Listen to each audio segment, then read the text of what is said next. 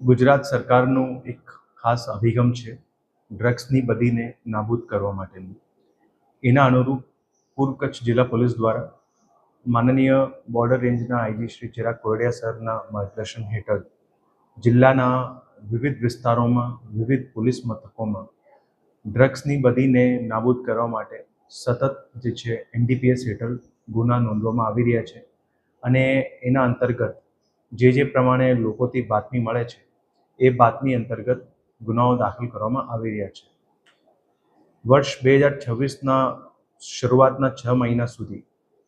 કુલ 43 ગુના જિલ્લા પોલીસના અલગ અલગ પોલીસ મથકો હેઠળ નોંધવામાં આવ્યા છે, જેમાં 72 જેટલા આરોપીઓને પણ પકડી પાડવામાં આવ્યા છે. વર્ષ 2025માં કુલ ગુના 36 આખા વર્ષમાં નોંધાયેલા હતા, જેના કમ્પેરમાં આ વર્ષમાં 6 મહિના સુધીમાં જ 43 ગુના ઓલરેડી નોંધવામાં આવ્યા છે અને હજી પણ જિલ્લા પોલીસની અલગ અલગ બ્રાન્ચીસ દ્વારા, પોલીસ સ્ટેશનો દ્વારા ખૂબ સારી રીતે આમાં મહેનત કરવામાં આવી રહી છે અને ડ્રગ્સનું કોઈ પણ પ્રકારનું જથ્થો હોય, કોઈ પણ પ્રકારનું ડ્રગ્સનું ટાઈપ હોય, હેરોઇન હોય, એમડી હોય, ગાંજો હોય, પોસ્ટ ડોડા હોય અથવા કોઈ પણ સિન્થેટિક ડ્રગ્સ હોય અને કોઈ પણ પ્રકારનો જથ્થો હોય, નાનામાં નાના 1.5 ગ્રામનું પણ કેસ કરવામાં આવ્યું છે અને મોટામાં મોટા જથ્થાના પણ જે છે જિલ્લા પોલીસના અલગ અલગ ટીમો દ્વારા કેસ કરવામાં આવી રહ્યા છે. જે પ્રમાણેની કામગીરી કરવામાં આવી રહી છે અલગ અલગ પોલીસ મથકો દ્વારા, એમાં ખાસ કરીને લોકોનો પણ એટલો જ અમારે સહયોગની જરૂરત છે અને જે સહયોગ મળી રહ્યો છે એના લીધે જ જે છે વધારેમાં વધારે કેસ દાખલ કરવામાં આવી રહ્યા છે. હજી પણ ભવિષ્યમાં આ બદીને નાબૂદ કરવા માટે જિલ્લાના તમામ લોકોને પણ ખાસ અપીલ છે